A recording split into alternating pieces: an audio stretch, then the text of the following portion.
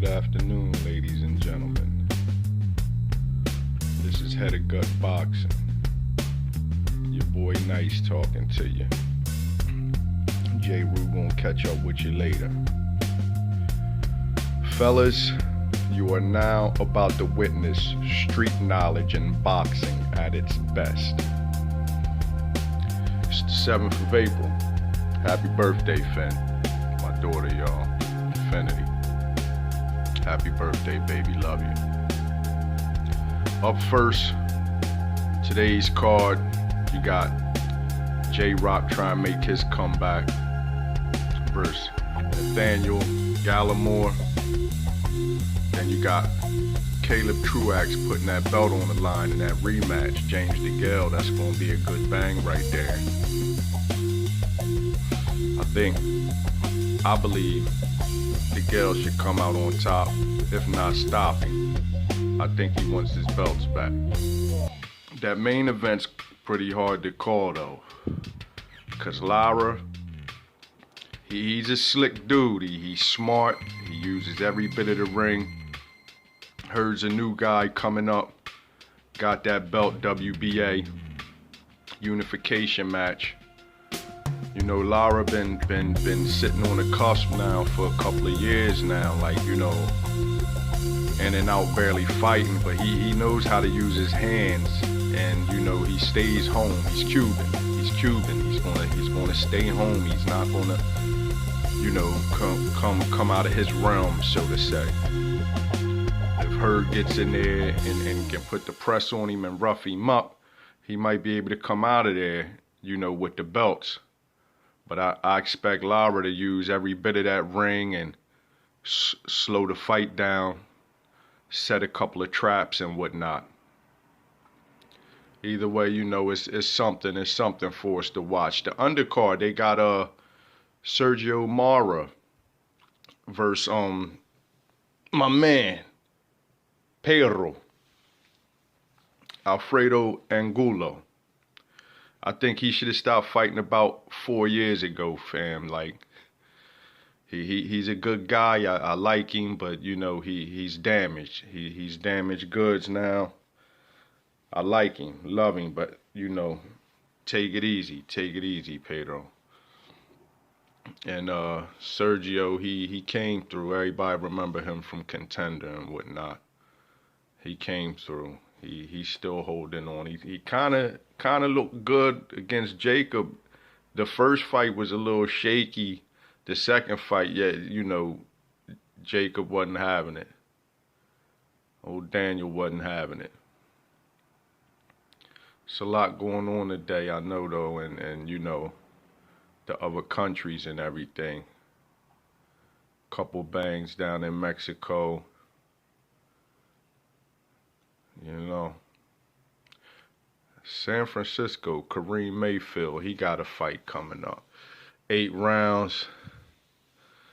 Yeah, Mayfield was supposed to be somebody. You know, I wanted to touch on a topic that's it's kind of taboo for the sport, but it isn't, considering that the sport of boxing, a gladiator sport, it it always was like about nationalities, so to say, like what nation or tribal nation or whatever was good. You know, they dominated, and you know, everybody looked up and, you know, respected them for their skill sets and whatnot. And we're in 2018, and it's kind of hard out here for people to get their money without being exploited. For instance, we got the Cinco de Mayo card coming up with Triple G and Canelo. Canelo had to back out. They tried to put a guy in there with him. I'ma just say they tried to do it. It's several reasons they could have did it, but one of the reasons is because it's Cinco de Mayo, and they feel as though they need a Mexican to fight on that day in honor of that day, which is, you know, I understand everybody has opinions. This is only opinions, folks. This is not facts. But they pretty much trying to get the young guy in there to fight because they can't find anybody else, willing. But there are other fighters. I believe his hardest fight, and it's not really a hard fight, he's liable to knock the guy out. But I think a good fight, and I think a lot of people wouldn't mind seeing it, would be that Demetrius Andrade. Either way, it's not a pay-per-view fight. It ain't worth spending your coins on it, But at the end of the day, that guy would be, I think, a tougher challenge, either him or my man, Lou DiBella's guy. I can't even pronounce his name. Forgive me.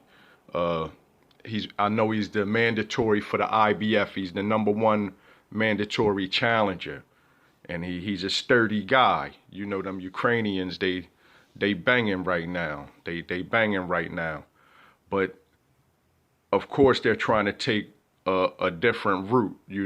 They want to go with the Mexican route, and I take my hat off to all nationalities. That every man bleeds the same color. Every man puts his pants on one leg at a time. Except me, I jump in mines in the morning. I got y'all beat. But nah, for real. It's very touchy. They look at the African American fighter and they try to say that they have a certain skill set that people don't want to see. But the truth is, it doesn't matter your nationality. It's your style. You know what I mean? It's your style on how you're fighting. I believe about a month ago, Abel Sanchez was trying to speak on that, and he came out kind of twisted with his words, and everybody took it as he was racist or a racist rant, a racist situation. I understood what he was saying. You know what I mean? With that being said, there's Puerto Rican fighters, that may come out and not more so have that draw. It could be a Chinese fighter. It could be any nationality.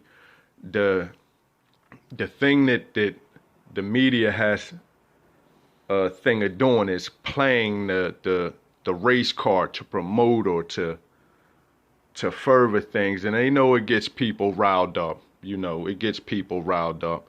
And again, it is from the beginning of the sport. That's what it was based on. But I can go in deeper. I just want to bring it up so that I can leave this here for a lot of people to see and get some feedback on your thoughts. And then I'm going to give you my thoughts. This is your boy Nice.